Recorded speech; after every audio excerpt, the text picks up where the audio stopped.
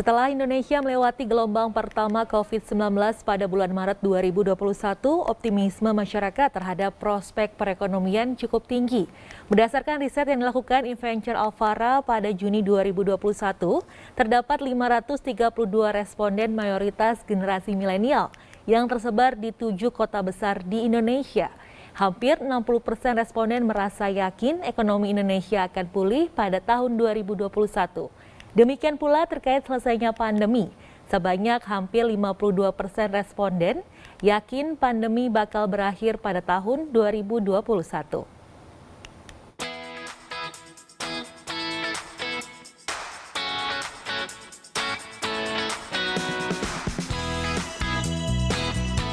Kebiasaan memakai masker dan work from home di masa pandemi tidak membuat industri kecantikan kehilangan kreativitas untuk tetap memenuhi kebutuhan konsumennya. Penata rias Mutiara Anissa mengatakan, meski menggunakan masker, masih banyak perempuan yang merias diri dalam berbagai kesempatan. Menurut Tiara, perempuan yang menggunakan masker umumnya membuat riasan wajah yang berpusat pada area mata dengan pulasan warna-warna pastel. Tiara melihat tak jarang perempuan bereksperimen dengan tampilan selama pandemi. Misalnya saja tren eyeliner warna-warni yang membuat mata lebih menyala. Untuk makeup di masa pandemi kan pastinya nyarinya yang nggak nempel di masker kan, karena kita aktivitasnya lebih banyak di luar ruangan dan pakai masker, dan pastinya harus memastikan si produk makeup ini tuh tahan lama dan juga kayak waterproof gitu, nggak gampang nempel gitu. Kalau untuk model sih paling lebih difokusin ke area matanya aja sih Kak. Jadi kalau misalkan makeup di area mata tuh harus kelihatan lebih on point, kayak pakai shadow, eyeliner, dan mascara, dan alis gitu.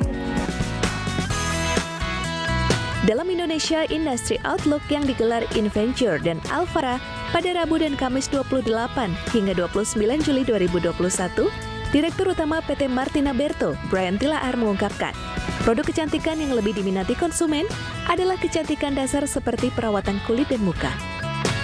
Nah kalau dia bermasker, jadi masker itu kan kita di sini gitu ke bawah, otomatis kita tidak bisa berharap terhadap lipstick atau pemulas bibir, otomatis cuma ke atas gitu ya.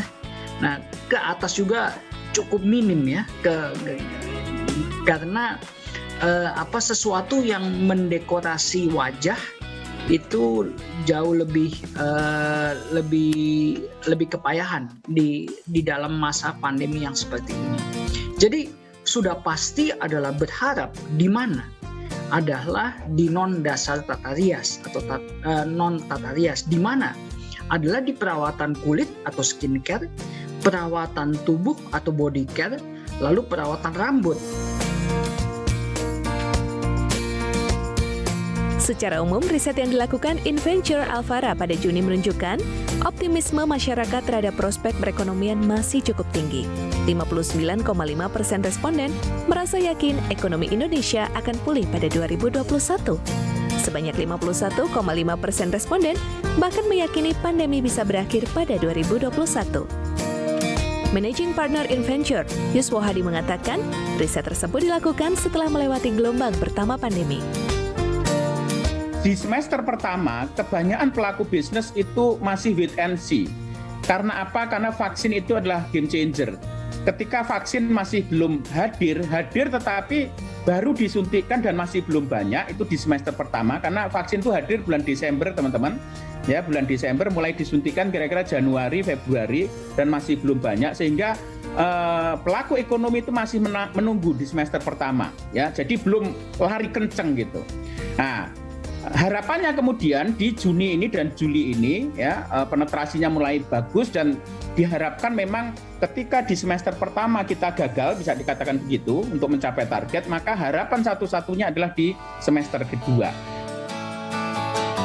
Indonesia Industry Outlook mencoba mengupas peluang industri dari berbagai sektor, mulai dari logistik, perbankan, kesehatan, hingga kecantikan. Di bidang logistik misalnya, maraknya e-commerce mendorong meningkatnya persaingan di bisnis kurir dan logistik. Sebanyak 77,3% responden setuju, kurir yang cepat dan tepat lebih dipilih dibanding yang hanya memberikan harga murah. Hasil temuan ini juga disetujui oleh Faisal Jumadi, Presiden Direktur PT Pos Indonesia, dalam gelaran Indonesia Industry Outlook Second Semester 2021 yang menyatakan bahwa layanan serta akurasi waktu yang dijanjikan kurir sangat penting.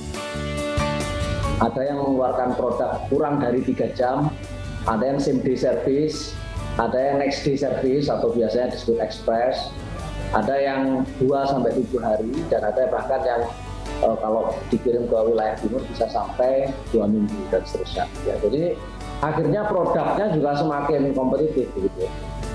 Sehingga akhirnya dengan banyaknya pemain dan banyaknya produk yang sama dan menjadi komoditi. Jadi pengiriman barang ya, karena courier service ini by definition semua pengiriman barang di bawah 30 kg itu disebut dengan courier service. Nah itulah maka produk ini, jasa ini jadi komoditi, dan karena sudah komoditi maka tadi pelanggan sesuai dengan kebutuhannya gitu ya. Jadi mengutamakan basic service-nya. Gitu. Pelaku bisnis logistik pun optimistis, industri logistik di 2021 akan tumbuh positif. Co-founder dan CEO Ware6, Andri Susanto memprediksi, industri logistik akan kembali membaik pada akhir 2021 atau awal 2022 mendatang. Tapi kalau di primary sector dan komoditi pada saat ini sebenarnya lebih bagus. Mereka berjalannya lebih baik, grow-nya juga masih oke. Nah, terlepas dari itu mungkin kalau yang untuk last mile, yang e-commerce itu segmennya cukup meningkat karena adoption terhadap online semakin tinggi sih. Serangan COVID-19 memang menuntut pelaku bisnis bekerja ekstra untuk memutar roda usahanya. Meski demikian, mulai muncul optimisme dari konsumen bisa menjadi setitik cahaya di ujung lorong gelap pandemi. Tim Liputan JPM TV.